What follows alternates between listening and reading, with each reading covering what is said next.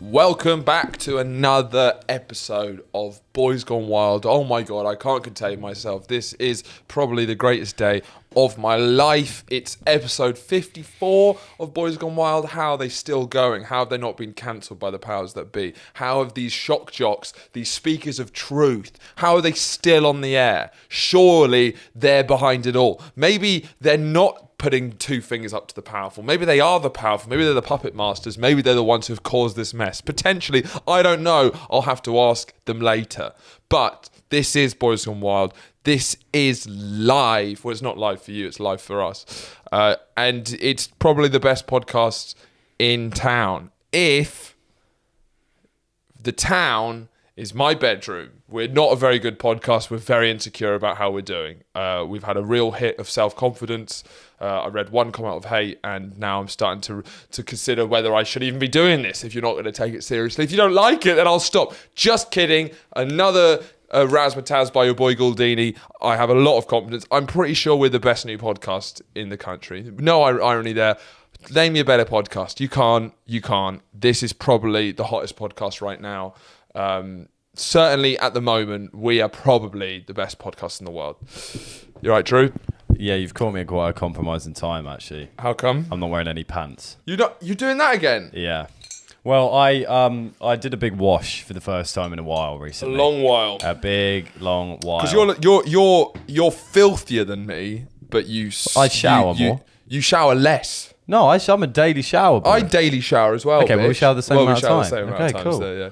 But I had, well, one of my New Year's resolutions in the past was to be more hygienic because I think it got, I was kind of leaning into the 16-year-old boy when I was 20 years old. Sure. But I think I kind of took that New Year's resolution in my stride and it kind of went well. But that means I can leave it, a bit to the last minute. Yeah, but you don't have body odor and you're lucky. No, so that's the difference. I've got a natural musk, which has been described as musky, rather than kind of repulsive like yours is. Yeah, so I have to be hygienic just because I just have body odor. Yeah. It's a lot of it comes from a bitterness but it's still a character trait that you're so slapdash with your hygiene. Well, a bit, and that's meant that. Well, I didn't really think because I'm a commando man on a regular basis. Disgusting, but go on. Why is that disgusting? It's repulsive in jeans. No, in jeans. Why? That's horrible. Does anyone see the inside of my jeans? No, they don't see the inside of your jeans, but do they smell the inside of my jeans? Your fucking musky balls. But good musk. In jeans. Good musky balls. No, there's good musk, but that's still in the category of musk, and that's not ideal when you've got your balls rattling around in those like tight denim We've been jeans. up here for half an hour, and you had no idea I was going commando. It's not. Yeah, but now I do. It's not about what I know. I could have a tattoo of a swastika under my t-shirt. You wouldn't know. It still would make it disgusting. Well, yeah, I guess you've got me there.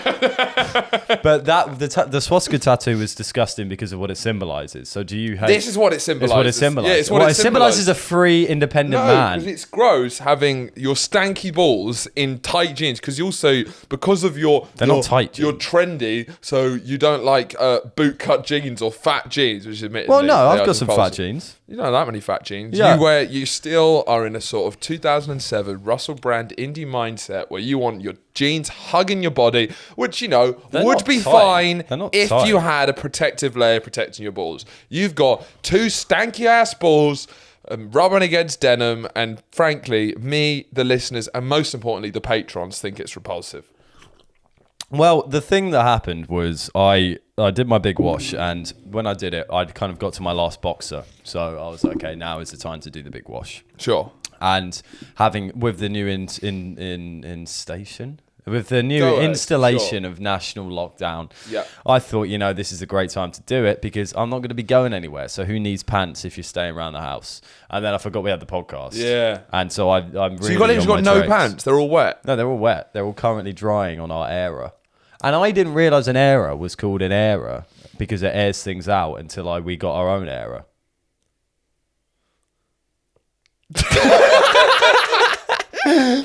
But then, because it also could be called a clothes horse. I don't like it being called an era because it implies it has more dynamism than it does. Why does it imply it's got more dynamism? An era just sounds like there's a kind of convection. Well, it gets air into the clothes that you need to dry. Yeah, obviously that's why it's called an era, but it doesn't sit right for me. That's so you why prefer I prefer a clothes rack. Yeah.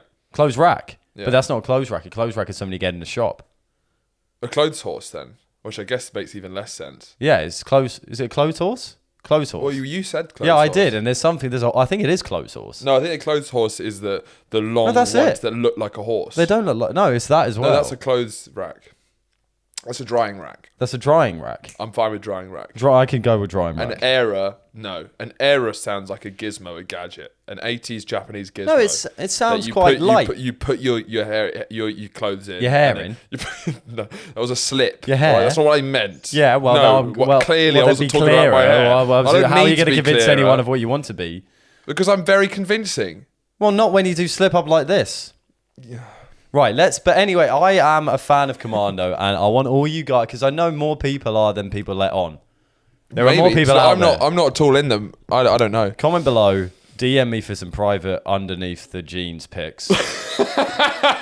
And then we can all share our Commandos together. Patrons only. Let's start getting... If you ain't paying money, you ain't getting these balls. Yeah, exactly. These stanky ass jean balls. But yeah, so I've been comfortable with going around the house in my trackies and going about That's still alright, but you still got your stanky balls in there. Yeah. Well, I've had my stanky balls in there for the last 4 days, Rachel. Yeah, and you haven't bloody noticed. It's true. Okay, every single time we've had a conversation, there has been no layer between my balls and my trousers. That's awful. Yeah, every single time we sat on the same sofa. Isn't it less comfortable having your balls jiggling around? I'd argue it's more comfortable because even if they get knocked a couple of times, it reminds me that I'm a human being. Well, so it just gives you a bit of like feelings. Feelings. Because actually, in this state, the real problem is not actually anxiety or anything like that. It's actually a numbness. It's a lack of feeling. Yeah. That's the kind of you need a flick in the balls every. That's been the problem with 2020 is the numbness of it all. You need something to keep you feel alive. You need repetition, and what better way to break that repetition? You need the opposite of repetition. So what better way to break that repetition than to take off your pants for a couple of days? Yeah, I guess so. But that's not repetition because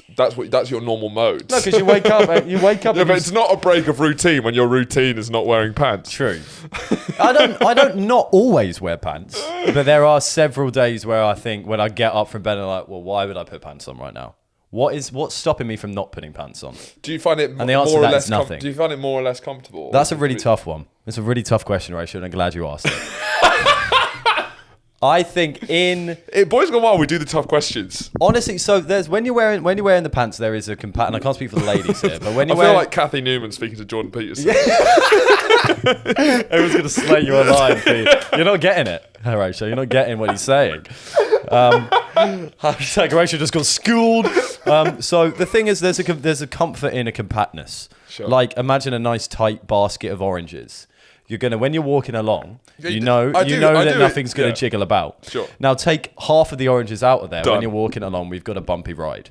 Now, that is so when walking, but also there's a freeness in that. So I think there's a certain amount of pleasure that one can get from walking along the road with a half-empty basket of oranges that are slightly jiggling about because it reminds you that you're a human being and a man. The kind of the jiggling about. Yeah. And okay. You know what? I feel free. So although you might get it knocked a couple of times, there might be a couple of uncomfortable sit-downs. There might be some sharp objects that you hadn't accounted for. At the end, when you're walking along and when you're sitting down, there are times when you just remember. Do you have big balls? No! Sorry, I was just talking about this the other day. That's probably why you can get away with it. Yeah, because I've got coochie little kid balls. Because you got a bit of a massive penis. You got a bit of a schlong. It's all out there. But then, which I think maybe. So because I've got like an average sized penis for my height. Yeah. But then I've got big balls. So I think maybe because I was thinking about this recently. This is what the dynamic maybe we've got exactly the same penis size. But you've just got, comparatively, when looking at it, because your balls are bigger, it looks smaller. Because my balls are smaller, it looks bigger. Yeah. That's what I'm thinking. Yeah. I guess so. But I just, in wrap up to this ball conversation, I think we can go for another 10 minutes on this. Okay, well, we can. I can. But I just advise you, maybe let's make it a Commando Fridays. On Friday, maybe not Fridays because you might be doing it. Let's do it Tuesday. Sure. No, let's make it Wednesday when we shoot the podcast. Whoa, he just brought Wednesday into this. Let's make it Commando Wednesdays. That's all, because when we shoot the podcast is on a Wednesday. So next Wednesday, you come Commando, I'll come Commando, and we'll talk about it. We'll get some things going. We'll get some discussion going in the comments, and we'll just see. All it is a different kind of way, a different outlook on life. Don't be constrained by the big underwear companies that are trying to force you into smuggling those. What, big budgies. undies? Yeah, big undies. They're like Big Pharma. Yeah, I was trying. Big undies is good. Big undies just sounds like a specific company. Let's unsmuggle those budgies. Nice. Yeah. So this is actually, because obviously we released one on the first day of 2021, but we recorded that in 2020. This is the first podcast we're recording in the year 2021. You goddamn right. And this is our first actual recorded conversation of 2021. Recorded, yeah. So is Yes. this how we mean to carry on? Is this the vibe of 2021 Boys Gone Wild? Well, the thing is, I mean, as I say, it's an interesting time to start a podcast because we can't go outside and have different experiences to then bring back to the listeners and then shed light, funniness, and kind of philosophy on. Yeah, like what fucking interesting shit have you been doing? So Yeah, don't be the there answer's judging us nothing. talking about stanky balls They're and talking jeans. about balls. Yeah, what again. the fuck did you do today, you pigs? Yeah, you got out of bed, you ate some cereal, and then you went back to bed. Yeah, you're pathetic. You're You're low lives. You're all low lives. I find it funny how, like, because I'm quite abusive to the listeners, but some of the listeners are like, really enjoyed the podcast, really nice, but I did not appreciate that you called me a smelly little cucktard. Well, there was one. Like, grow up, guys. The only time that happens. Is when you do a podcast with BB. Yeah, and I get And then really you get- interesting discussion. Actually, although you reference me as a libtard, I have been a full-time listener of this show, and I enjoy it for X, Y, and Z. I don't 'Cause think they back having you into a corner. left-of-centre beliefs is at all libtarded. In the game of chess that you're playing with the listeners, that person has checkmated you there because you then have to respond quite nicely. Because every time someone says something like that, you do actually appreciate it, so you send a nice message back. Yeah, the problem is we've got too small. It's like building a podcast following is like having a fire with embers and you're trying to get it back to life. Like you've got little flames and you've got to keep them alive at all costs or else you'll get lost in the ether. So now we have to be incredibly nice to everyone who at all shows any support because they're the lifeblood of this media conglomerate. But once we're on like Joe Rogan level, Joe Rogan doesn't have Can we tools. not talk about us becoming a media conglomerate at the start of every podcast? I think that's exactly how It's good to remind people that that's where we're heading, and that's basically what we are now. No, I think we need to. I think it's like dress for the job you want. Yeah. Talk about the job, the what you want your job to be. So if you we believe just something talk. hard enough, it will become reality. That is definitely the case. Okay, but it is the first of the new year. And have you had any New Year's resolutions, Horatio Gould? I have not had any New Year's resolutions of anything of any worth. I normally have the same things to read more, cook more, but I've given up on that now.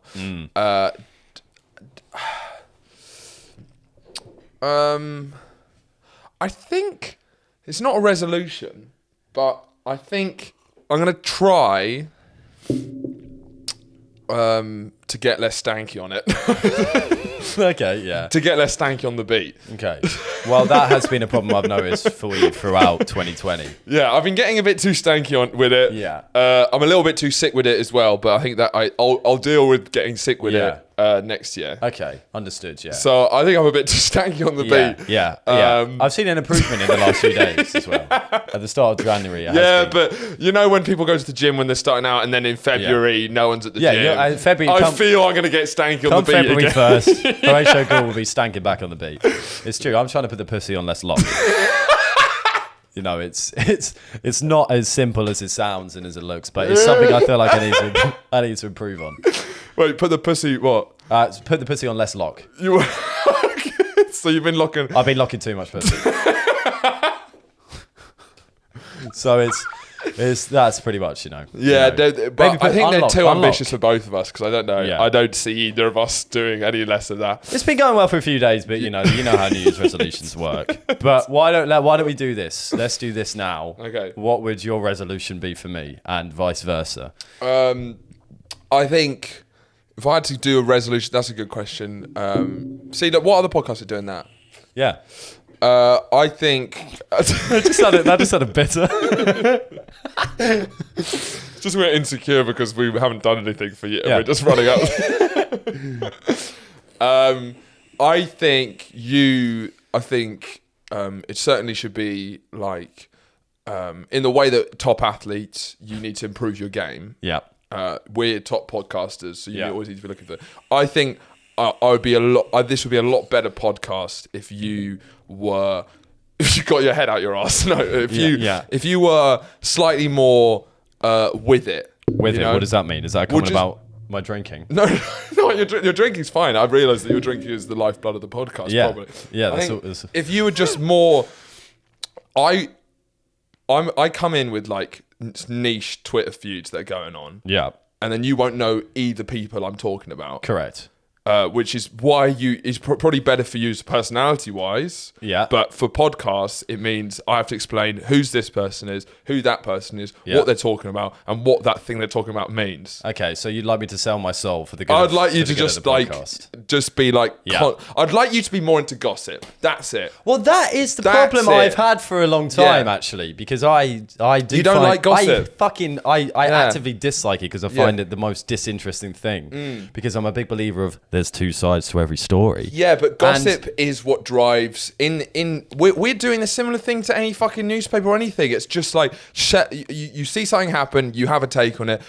Part of that is being into gossip, and that's what you need to be more into. You need to let go of this fucking notion that you're above gossip and just start being like, what is he with her? Why is he? Was he going to really go on wearing that? You're like, Yeah, that's where okay. it starts. Well, you know? that's fundamentally changing the whole part of my personality. Okay, yeah, no, I'm understanding yes. it more. Yeah, I'm not backing down at all on that. By the way. okay, yeah, I know how fundamental it's to your personality, Yeah. and I know how it can seem I like I'm understand. saying there's fundamental character Yeah, flaws, yeah. and And I you are. stand by it You are, because yeah. that's what I am saying. that's what you're saying. Yeah, yeah, 100%. No, I get it, and I can see exactly where you're coming from because it would be great if we could, because you often bring up, do you see this thing that happened on, And you're like, on who's the what? internet? Who's me? Who's that? Okay, and then you tell me about it, and then I have to kind of create an opinion on it, which is often a false opinion on it, just for the purpose of comedy or something on it. But then if I had a genuine interest, then it would. Yeah, that'd be good. Yeah. Then we'd be able to talk about things. God forbid we talk about, mental health and kind of like and the Oh Marxism. my god, we should definitely do. I've seen a couple of comedy podcasts do like sincere mental health podcasts where it's like they've all had a bit of fun and they have like, this was a really hard episode to release where we talked about what's going on in our head, and they talk about them having mental health problems as if we don't all have them. Like, do you know what I mean? Like people on podcasts saying like, I know a lot of you might not have known this, but I've actually been struggling with anxiety for a year. Obviously, you're doing a what the you're fuck? doing You're doing a podcast, and also you Yeah. exist. Yeah. No, Oh. you fucking exist. I just think it's funny that people assume that people don't think they're having mental health crisis. Every single person who I've seen talking up about they're having mental health crisis, I know. You Yeah. don't need to tell me. Yeah, I yeah, knew. The guy who's always posting gym selfies. Yeah, it might look on my Instagram like I'm super with it and healthy, but actually deep down I'm struggling this year. Obviously, Yeah, mate, we got that. you took a picture of dumbbells. Like clearly you're mentally ill. Gonna smash these weights out today. Obviously, you have some serious unresolved shit. Yeah, it's because when it's as you say, when people are so clearly aggressively pouring their entire personality into one specific task, hobby, or event. Yeah, you're fucking in You're the definitely- shit, mate. you're definitely, yeah. You should go to the asylum, mate. Yeah, and I guess we're all in the shit, as you say, as well. Yeah. It's because the conversation around mental health has become a lot more healthy, or it's become a lot more kind of out there, and people are able to talk about it a bit more, which has then, Well, you haven't done your New Year's resolution, I mate. see you Oh, yeah. fucking grimacing. Yeah, because we're still discussing mine. I guess we'll get there. But it's become because it's become a lot more visible, which is good that people are talking Sure. about it. It also means that there hasn't been the catch up in people realizing that everyone else has the same shit. Yeah. So then people think they're special by having it, or at least, think they've got something important to say about it. That's why we don't talk about our crippling depression, anxiety, and schizophrenia, because I don't even see it as that because it's so basic and natural. I'm like, yeah, that's just a basic mode of being existence. a human being. Yeah, I do. just don't even talk. Are you depressed? Duh. Yeah. But I'm not going to fucking bore you with it. Yeah. I feel like, yeah. Obviously, I'm depressed. Yeah. It doesn't make me sad. It I doesn't, think- it I doesn't think give me anxiety. Maybe why we work well together as well is that you're a very depressive guy and I'm the more anxious guy. Is that I've never had depression, but I've had anxiety. Yeah, you're And kind of like, oh, you're chewing your fingernails. I'm oh like, God. And you're like, well, life is an everything- eternal everything's dark shit. void. Oh, Yeah. Which is maybe why we bounce off each other. Sure. Well, and also there's the stinky balls in pants. Yeah, dynamic as exactly. well. And the catty dad messy slut. It works on Yin and yang. Yeah. So my New Year's resolution for you Yeah. would be to stop denying the Holocaust. Because I get it, everyone's entitled to a certain historical opinion, but what it is, so it doesn't. Okay, I'm not asking you to flat out stop denying it, but what I'd ask you to do is just maybe take it down a notch in terms of maybe right. There's two parts of it. Maybe read some books that have a contradictory opinion to what you're saying. And secondly, just stop talking about it as much as you fucking do. Because we have people over and we're having a nice time with everyone. And then we're playing Perudo or some shit. Someone rolls a dice and then he'll be like, have you heard about the lie of the German Holocaust? Didn't exist. And the problem is, I get it and I understand why you've come to that opinion, but I know too much of why you've understood that opinion, and it can be off-putting for other people. Because I know where you've come from. I know why you've come to that opinion. But it isn't as clear for other people to properly dive into exactly how you got there and why you think that. Okay, so at the beginning of this episode, we thought when we were planning it, it'd be good to like give each other New Year's resolutions. And then Andrew asked specifically, can I go second? And I thought he had something up his sleeve. I did not expect that. I would love to go along for the bit. It would be funnier if I pretended I regularly denied the Holocaust, but seeing the way that the whole Jeremy Corbyn scandal went, and seeing as I've been a vocal supporter of him in that scandal, I don't think it would be helpful if I was ever having to defend myself publicly, if my podcast with someone who I live with and knows me very well says his resolution is deny the Holocaust, because as a bit... You can really take that out of context. See, you're already taking it on board. I'm proud of you, buddy. Okay. Well, the first step, it's... Let's see if I can maybe go 1 week without denying the Holocaust. Yeah, and we'll see where we go from that. Do I have an actual one for you? No, you don't need one. Do I not need one? Well, you can go ahead if you want. want. Well, I'm just trying to... no. Wear less headbands. I only wear one headband. But all the time. Wear that headband less, I guess. Yeah, I guess so. Yeah. That's it.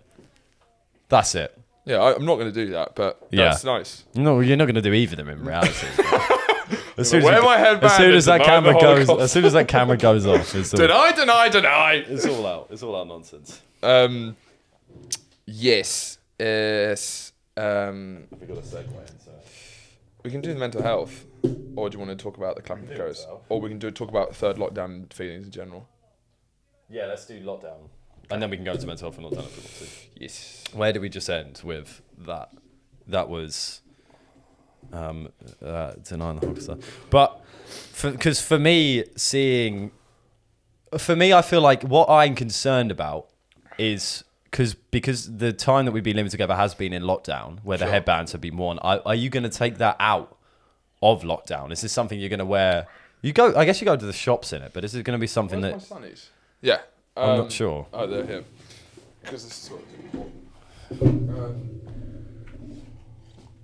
Yeah, I mean, I understand that the headbands are obnoxious and kind of like can piss people off, but hold on, just get a better one. You can wear a headband, just don't do the Wilson fucking one. Wilson tennis one. That's the funniest one. Yeah, it is the funniest one. Because the reason it is funny. The reason is it's the orange sunglasses, my glasses, and the Wilson headband. It's meant to symbolise.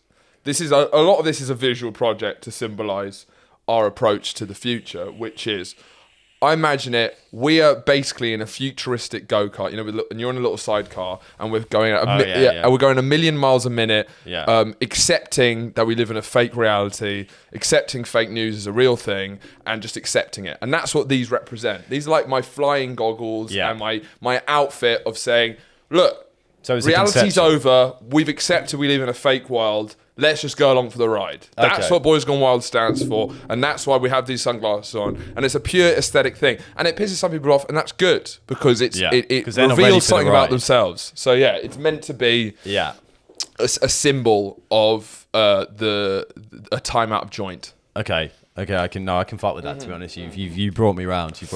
But so we probably should talk about the. I mean, there has been we've been talking. We have nothing to talk about, but it's pretty big news with Boris Johnson. Lockdown, but it's like lockdown 3. Yeah, this is the third one. It just feels like there. How did you feel when? Did you see the broadcast? 2 words: lockdown, schmockdown. Okay, so is that when you're watching it? When I'm watching it, yeah. Before I even knew what he was going to say, because for us as we all know, in high society, in the upper epsilons of class and dignity that we signify, what does it really mean? One rule for the rich, another one for the poor. media May it conglomerate. long continue. Yeah. Well, no. So in London town, as we all know, I've been gestating in here by myself for a fairly long period of time. Like his balls in his jeans. Oh God, the amount of because the best thing actually, which I didn't mention about being home alone, is I used to do this with my parents when they were out of the house. It's just like walking around naked. Do you walk around naked? Absolutely. It's the best, as in like you're in all the time. I do it because Do you see how we were talking about a topical issue? Sorry. And we immediately got back to your well, balls. because it's we immediately got back to an image of you naked. Yeah, because you got to give the viewers what they want. 1 second when we're talking about Boris Johnson, we're fucking like halfway through. Yeah. We're talking about Boris Johnson, and immediately it just snaps straight back to putting an image in the listener's head of you fucking frying some eggs with your balls out. Yeah, I don't actually like eggs. You don't like eggs. That was a bad example, but it is a funny thing for you to fry because they're testicle-like. They are so, testicle-like. You're goddamn right.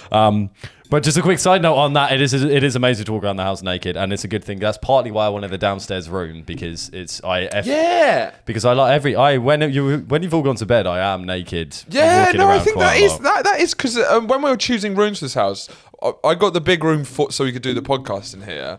And Drew pushed for the only room on the bottom floor. And I think it's because you like that feeling that's sort of a basement for your sexual deviancy. A bit. Yeah, it's like having like your own floor so that you have like the privacy to go away with your dark arts. And when you hear those last footsteps go off the bed tonight, you know the real fun's going to be had. Here we go. It's time to unleash everything. We're just up here. We're all you're up here. You're all tucked into bed, all reading a book with a hot bit of cocoa, and I'm downstairs with leather. But yeah, no, it's fun to walk around naked around the house. If you're not, so that's an extension of the commando conversation. You should also try that if it's applicable. Please don't do it if it's not applicable. Consent is an important thing. Big fan of consent. Big, massive fan of consent. But so for me, it was like, although it was lockdown schmockdown because it was a continuation. It was a continuation of Tier 4 of London. Sure. We've been doing it, man. Nothing has changed. I mean, maybe it has changed for me personally. Nothing has changed. Yes, it has, because you said this, and it's when we found about Tier 4. I think I just naturally assumed that it was like people were saying to me it could go as late as the end of January, and I was like, it probably won't go as late as that. Yeah, it's now probably going to go to the beginning of March. That's what the takeaway is. So, there was a thing that came out just a moment ago about like there was a small print thing or something about it where it could be the end of March.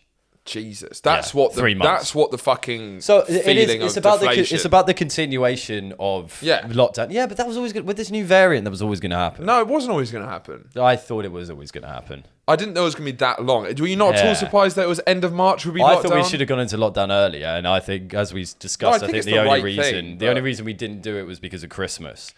So then I think the reason why we didn't go into lockdown early means it's going to be so much worse where we are now. So it was always going to be longer. We should have gone into lockdown when we went into Tier 4. As soon as they found a new fucking variant of the coronavirus in the UK, surely you should just put a national lockdown on. But he didn't want to cancel Christmas. So, I mean, hopefully... But it has been something important for business. Like, the fact that it was open over Christmas has saved a lot of small businesses. It's just one side note. So, but then the only thing with that is it how much money these businesses are actually able to make when, for these small periods of being open in between lockdowns? Whereas if we went into a lockdown earlier, you're just going to get out of it earlier. Yeah, maybe we should have gone into lockdown as soon as he ate the bat, Andrew. 2020 hindsight, fucking hell. 2008. Just have gone into lockdown then. I feel like something's brewing. Everyone stay inside. But it's... That'd be great if it would be Tony Blair or Gordon Brown at the time comes out and says like, I'm preempting something. We're all going into national lockdown. You get one exercise a day. Can you imagine? No research. Well, I mean, imposing a national lockdown is difficult enough with a genuine reason to. With a really understandable reason, when it's like the only thing we can really do. You're not allowed out. Why? Something bad is coming. I have a feeling.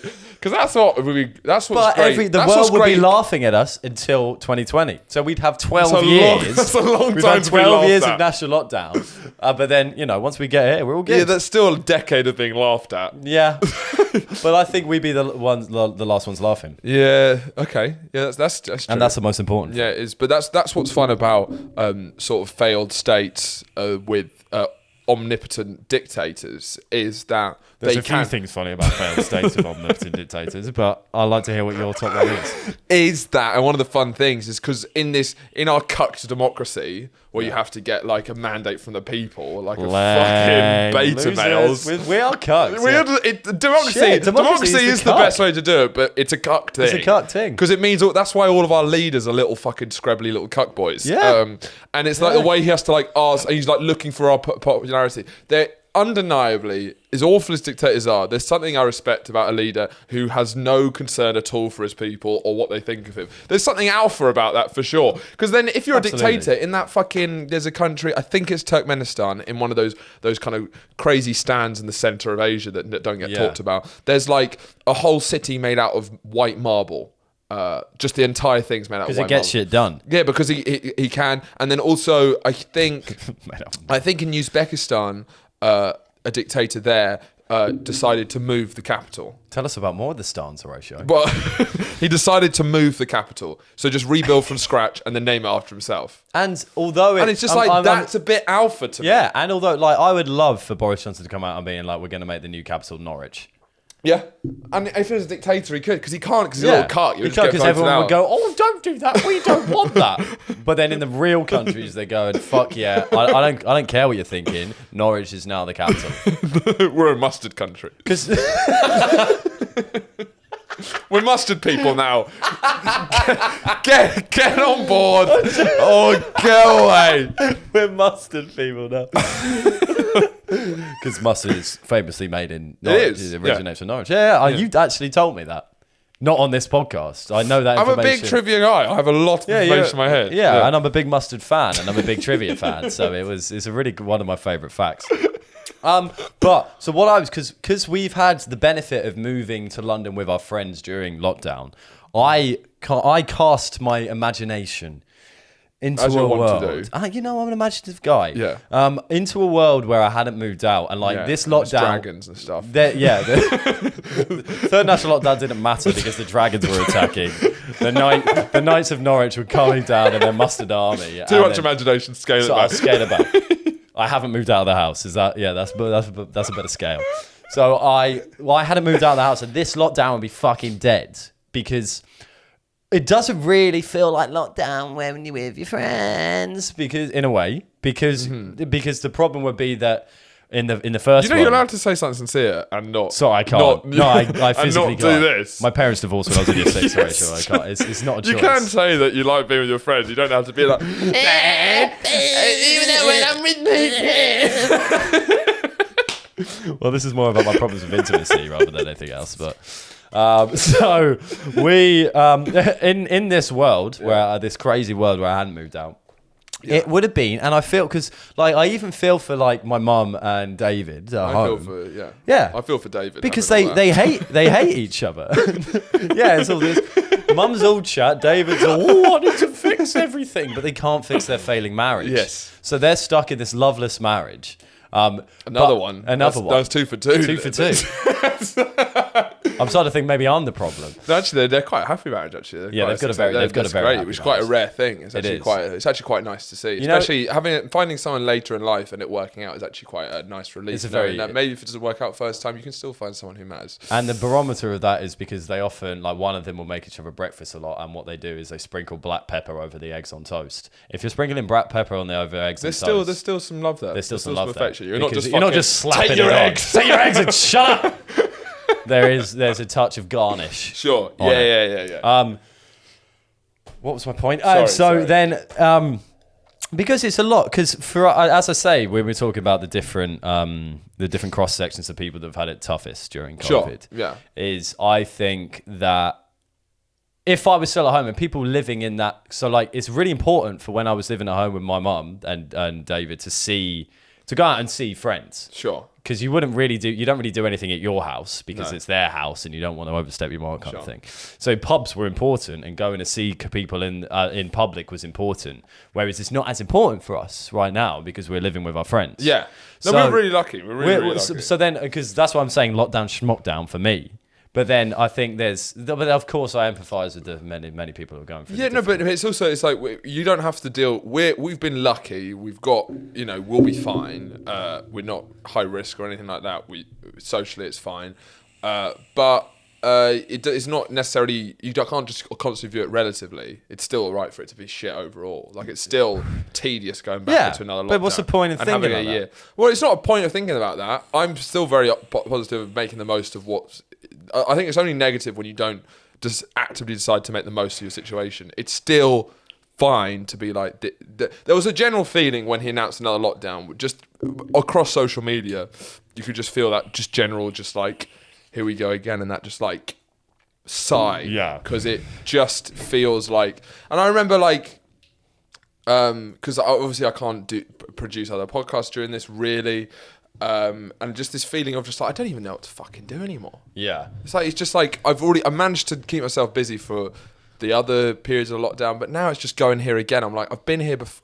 I'm here again, and it's just not. Yeah. There's just no real. It's not really clear what to do. I've forgotten, and I think a lot of people have. It seems to be a sentiment that many people have shared, but it's kind of forgotten what it is to be not in lockdown. Yeah. As in, it's that when you're watching films, or because there's a couple of bands I've seen and posted pictures of Instagram of their gigs back in the day. And just like, do you have that thing when you're watching a film and like there's a maybe a bigger group of people or just two people touch or strangers touch, and that seems to be such a whoa, and you think about it, that's not social distancing. Do you know what I mean? It's been ingrained so much into the way that we're behaving and the way that we're thinking that I'm starting to forget what is actually what life was like before. Because it'll be a year if it's March. I mean, I'm sort of I like the symmetry of it being a whole year, so it would be great if it was like vaccines rolled out enough that we can all go out again on March. That would just be handy for all of us if we could say a year, because it'd be great. One year, so you can neatly. You're not fucking around 18 months. It's not 18 months where it's like it's not 9 months. It's like that was a 12-month period where we can do 23 again.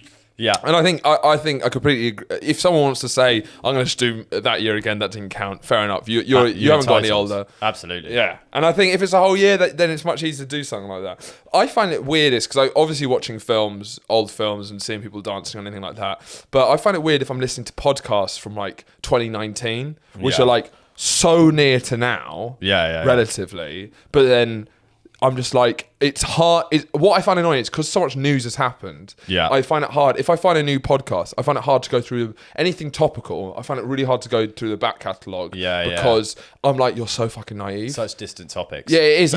You look at people. So you could even be listening to the same podcast who were doing things after the virus, but you're looking at it before and you're like, you fucking idiot. You don't know what's about to hit you. And it's like people having like, because it'll probably be like this a bit for some of the Boys Gone Wild episodes when people are having like their strong opinion on what they think things are going to be like. I'm like, you don't know shit. You don't fucking know what it's like. Useless. Even if they get it right, I'm like, what the fuck do you know? You haven't lived it. You don't understand it. I really need a wee. Okay. Sorry. That's all right. Well, it's all about dynamo. Let's do it. I can feel it. Right, cut the shit. Dynamo. No. What were we talking about before? Lockdown. Yeah, I think this is what I was actually going to say for my genuine New Year's resolution. I think it's like, I hope, and I don't know how much it is to practice it, but I hope there's like a feeling of like people are kinder to each other and more understanding, considering it's just like this year people have had to do so many things just to cope. Yeah. And I think I hope that when we come back, there'll just be a bit more understanding of each other, that we've all just been through such a collective trauma that you can like let people off certain things, or like be more understanding of like we've all had to cope with shit differently, and like having maybe the greatest solution to a world filled with animosity and hatred towards one another is to spend more time by yourself. And on that note, it's been a great episode. No, we've got loads of time left. Thank you very much. Don't end it now. Subscribe to the Patreon. Smash that like button. We've been Don't end it now. Play the music. No, play the music. I'm going to play it now. We've got plenty of time. But on that note, wait, what did you just say? um, No, because I had something genuine to say, but I distracted myself. I was saying with that it it'd be going. good if we are just more understanding of each other and gentler with each other Yeah. for how we've had to deal with it. Bollocks, I've forgotten it. That's a nightmare. But like, because I think even I don't feel too bad about how much I've been drinking, how much I've been smoking and stuff like that, because I feel like in this state you do whatever you can just to get by. Yeah, and I think just understanding being like that with yourself, but because that's the self-care thing.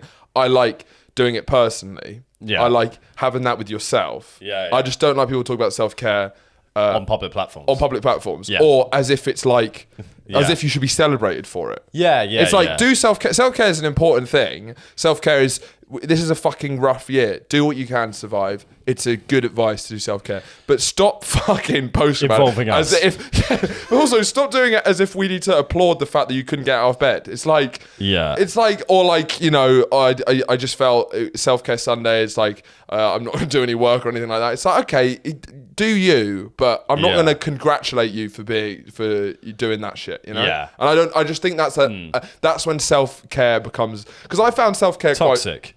I found self-care quite a funny trajectory in the way it was talked about in the media, because when it came out, it was all very positive and like supported by mental health activists and stuff. It's like when it became like a used term on social media and stuff, and it was like self-care this, self-care that, and it was like a good thing. But then there was a clear moment where self-care went too far, when it was just like people, it was like, didn't turn up to work today, just in the bath, self-care. And it was just a funny moment when it was like, oh no, Quit my job because I do too much cocaine. Self-care. There is a limit to self-care. You can't just do self-care. Doesn't mean you don't have any responsibilities. Yeah, you've got to remember them. You've got to at least maintain the Because responsibilities. it's good, but like, because back in the day, before even the concept of self-care, let's say like the Victorian age, you just wouldn't even consider taking care of yourself, but it means that you would still have to keep moving. Yeah, you have. And the thing that we live in a time where an article I saw on Vice earlier today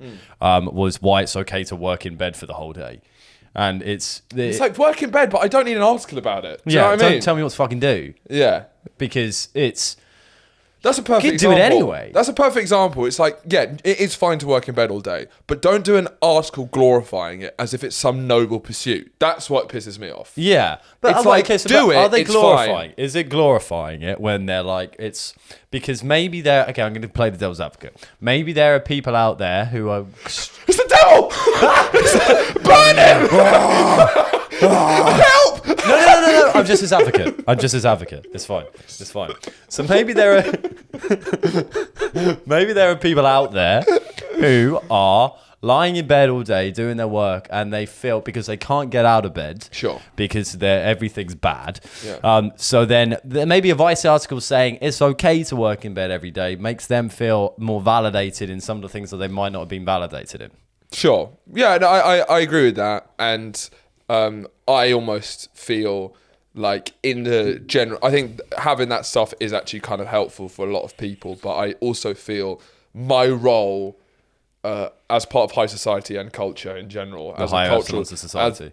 As a cultural tastemaker, Bastions of the I've upper taken a class. look at what society and culture is telling young people, and I've realised my role is to tell them that everything's their fault and they need to get out of bed. I realise that's where I'm most effective. Yeah. I don't need to be here telling people that you're a fucking champion for being anxious and not getting out of bed. I'm here As to we tell talk about, people it's about having a balanced narrative. Yeah, and like, I think we've got a lot of the kind of traditional maternal discourse in the cultural conversations moved to a very maternal approach, which is the loving, caring thing. Yes. And I think I have a role as the kind of a traditional paternal figure, the abusive the father. abusive authoritarian who tough love and all that kind of stuff. That's my role in culture. When everyone's holding out the blankets for people to run into, you're there with the belt.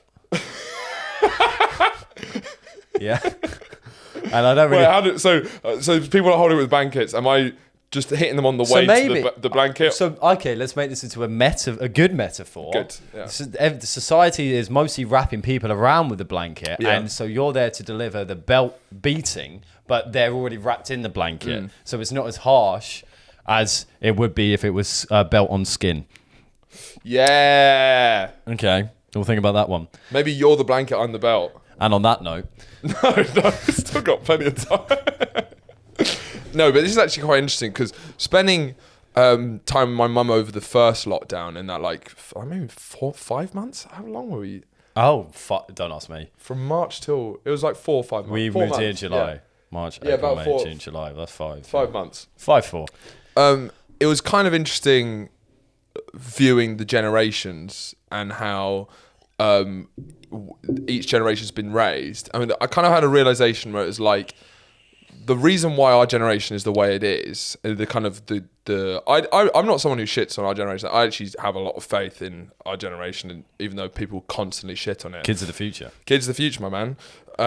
But the kind of attitude of us being sort of spoilt and sensitive, and I think it's interesting how most generations sort of react to the way they were raised when they raise the next generation. Like my mum was raised by by wolves. She was raised in the forest by wolves, and that is a problem. It's going to have some effect. It's gonna have, she didn't meet a person till she was at least 18. So it was weird. It was foraging for insects and trying not to get attacked by bears. So most of that generation were raised by wild animals, not necessarily wolves, obviously. But just feral creatures, chimpanzees and coyotes and the like. Sorry, kids. Back. But she was raised by quite the war generation, reserved, traditional English. Socks. Yeah, traditional English, but it's more that kind of culturally English. Showing any love or affection is kind of too difficult. It's a big no-no. Yeah. Very reserved. And then what I've noticed is from that whole generation, which is young boomers and Gen X, is that sort of our parents' generations, that their role models that they saw in life and the kind of music, they look like Bowie, kind of 80s, that sort of new romantic thing. It kind of seemed to be rebelling against that reservation of love and affection, where they'd look for love and affection in their role models and stuff. And that's how they raised our generation, was to counter how they were raised, because they felt they were missing something by not having love and affection. So they gave our generation got a crazy amount of love and affection from our parents, and and not that many boundaries. But what I think with phenomenons boundaries though, there's still quite tight boundaries. I don't know. Comparatively, there isn't. Comparatively to their generation. To their generation, but I'm saying of the things that I quite like to bring to my relationship. My mum has been quite audacious about the things that we talk about, because it's nothing that she'd ever touch with her mum and dad, who are very polite. Burgess Hill, which is a place in Sussex. Yeah. Kind of, it was that there was kind of love and affection, but it's in almost like a polite society. If you still, politeness rules. That was my mum's upbringing, I think. Politeness rules, and anything that might be deemed as inappropriate, which can then be having. But then there's so many boundaries with how she raised you, with how openly you would talk about lewd subjects. But that's more from that's how she which isn't necessarily how she raised me. Do you know what I mean? But I think generationally, if you think about our generation and people went to school with, just people, millennials and Zoomers, we were raised by a generation of people who were raised by the war generation and old boomers, and that was a tough. And that's why the counteraction to that, I think, has been loads of love and affection. But then I see with our generation, what's interesting is because we're raised like that, we're way more sensitive, and we're a bit more infantilized in a way.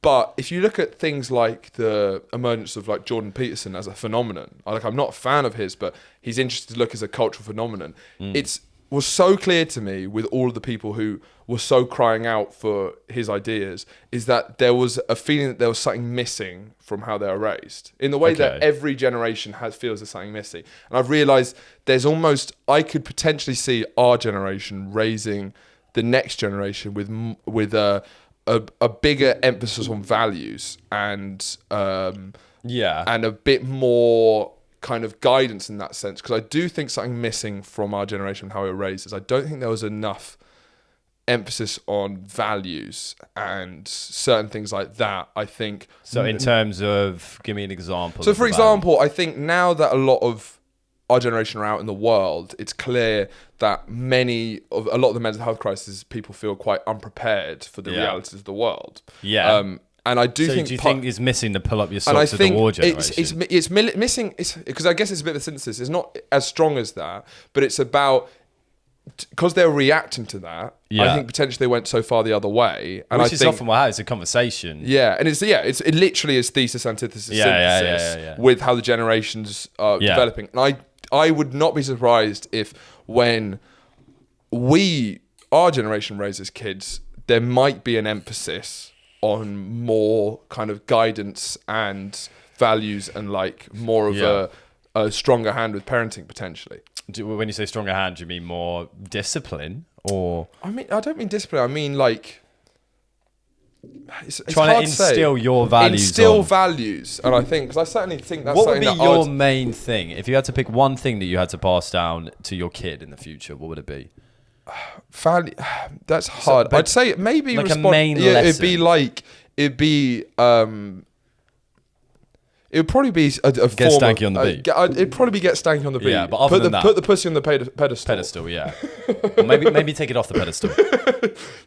We have different ideas. Different ideas, When but it comes to they're putting the pussy equally on the valuable. pedestal. And why can we have a conversation about that anymore without being cancelled? Normalize it, all right? Demystify putting the pussy on the pedestal. So, because I think about it a bit, and because that's Because what I think you're going to have more value. You're going to put more values on your kids than your parents did for you. Absolutely, but I think Absolutely. Absolutely. Let's not take the piss. Sorry, I apologise unreservedly for the comments I've made. They were inappropriate. They were offensive to all Too late, to you're you, cancelled. to the Bye-bye. listeners. On It's been a that pleasure. note- On that note, Sorry, no. back in. We've got one lifeline. I was going to say spunky cats have 7 lives then. Well, we said it. Why not? It's Why not? words. Why not? As long as it goes in the microphone. It's So fine. because in that, so what I feel from the thing that I've got. So why I asked the question of what do you think you're going to instill in what is the main kind of lesson or kind of value you want to instill in your kids, is because I think that's a good way to cut to the chase. Yeah. You know, all this chat. That's a joke. It's been a very informative conversation. But that. What I feel like I've got from, it's always good to differentiate mum and dad, though. I think most people are talking about our mums here. No, because I think mum and they both play roles as sort of paternal, maternal figures. But I think collectively you can even view them as both maternal and paternal. I think they all work in different ways.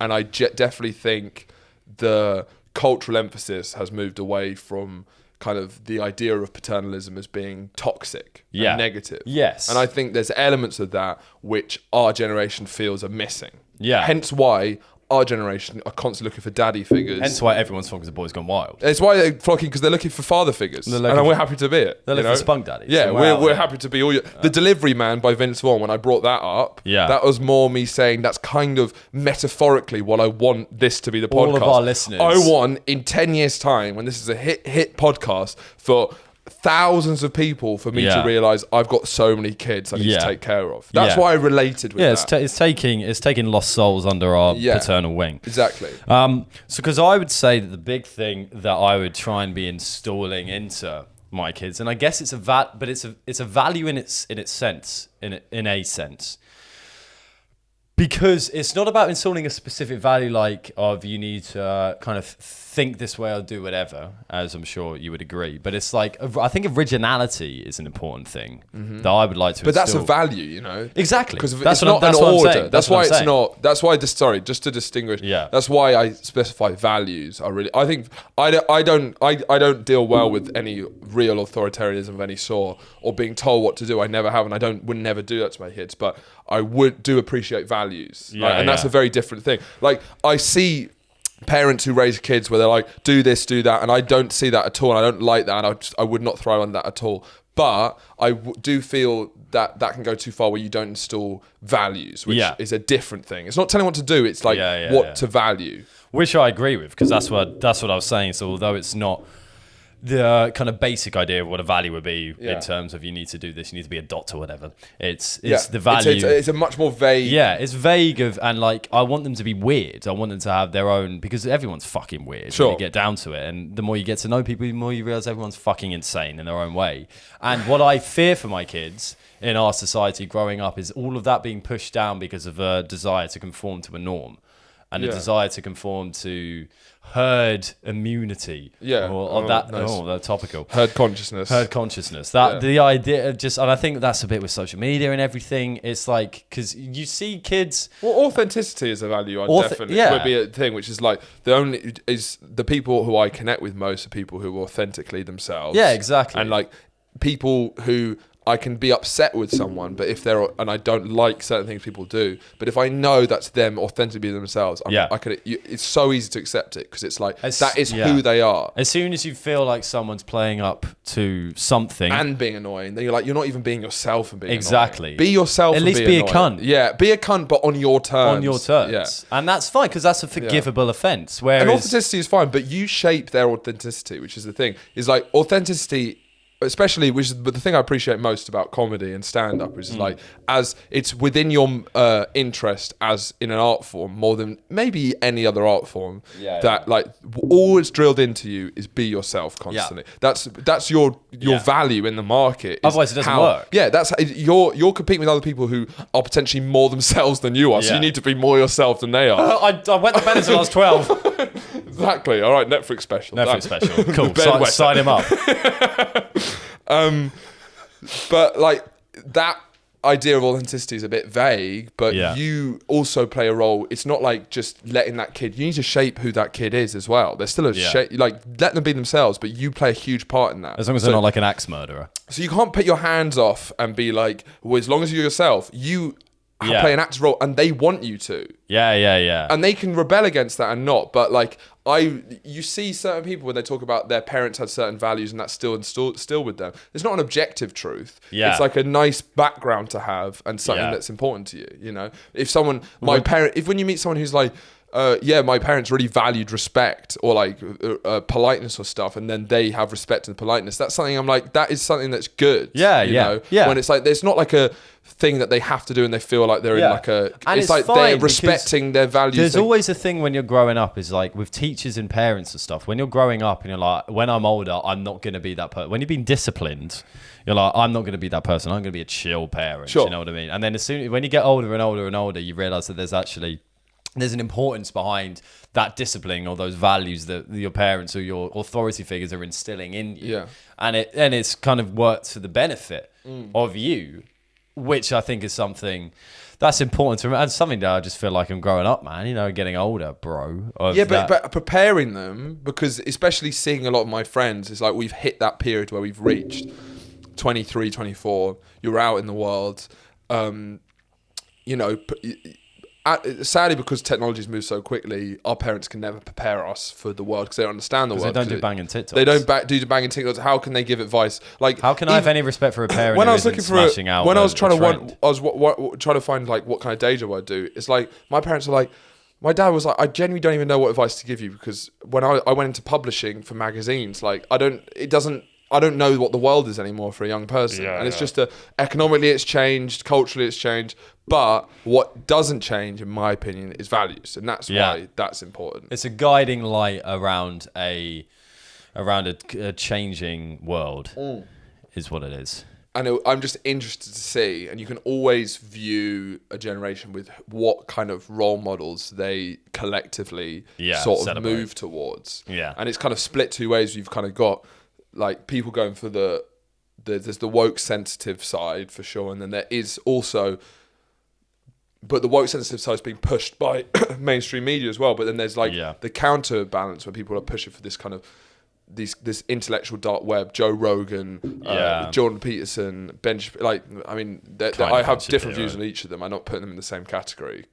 But the success of Joe Rogan has been partly a generation of people who respond to someone who has values. Exactly, and it is, and it refreshingly. feels like a lack of pandering. I Yeah, think it's a lot yeah, of yeah. it, and even though because you're going to think Because he's the most popular podcast in the world. So exactly. look at that. Why is he so successful? It's Particularly in the people see this sort of podcasts. daddy figure Yeah. who they're like. But they see it in the podcast world. I think it's particularly important as well, because it's like listening to conversations that don't feel authentic and they feel pandering to a certain. It's like I feel like people think they get enough of that in everyday life, Yeah. and that seems to be the normality that is accepted. And he's unapologetically masculine and not like doesn't Yeah. do it with any caveats. Yeah, Like, you're so yeah. used to any sort of masculine figure in the media. It's normally with a caveat of like, Yeah. understand men are toxic, yada yada yada. And like, but then he like with no caveats will sincerely Yeah. talk about MMA fighting as a comedian Yeah. with no jokes. Yeah. We'll just talk about working out and doing stuff like that. And It's kind of a craving of a sincerity of thought and Yeah. action and speech, which it does seem to have absolutely dissipated amongst us, because everyone is. I think everyone's also they're scared. Obviously, everyone's there is. Even if you're not doing a podcast or you're not in a public space, there can be fears of saying the wrong thing. Like that has become the kind of driving force of speech and conversation. So even if you're around having a conversation with maybe not like good friends, but people you're just meeting for the first time, there is this our generation been brought up with, you can't say this, you can't say this, you can't say this, you can't say this, you can't say this. And that might depend on what circles that you're finding this information from. But there is fundamentally be it for fear of saying certain things. Or so not a fear of saying certain things, but a fear of saying the wrong thing. And I think that's what's really refreshing about someone like Joe Rogan, a podcast in that, is that there is no fear behind it.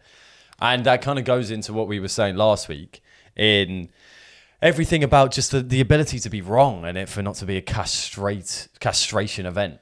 yeah, and it's like I don't connect with Joe Rogan on loads of things. I don't agree with him on many things, but I don't even think that's relevant. Like, It's not I'm at not. all. I'm not even like a huge fan of Joe Rogan. Like I like lots of podcasts. I just respect him because he's himself unapologetically, and like he's a very different man to me. He has very different. Yeah. He likes different things to me completely in many ways. Other than your deep desire for hunting elk. Apart from, but we do connect with the one thing we do connect on is we love hunting elk. Yeah.